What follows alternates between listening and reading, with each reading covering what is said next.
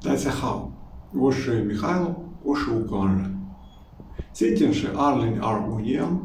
3月13日，关于古尔斯克州的情况。一方面，如今在古尔斯克州非常多俄罗斯士兵，还有不少朝鲜的士兵，所以乌克兰的情况无法有进步。另一方面，站在北枫叶的村子或者在偏远的地方受到俄罗斯的航弹和炮弹，对乌克兰军队也没有好处。但是乌克兰军队不是完全撤离了古尔斯克州，他们留在乌克兰与俄罗斯边境附近的地方，守护边境，以免俄罗斯军队侵略苏美州。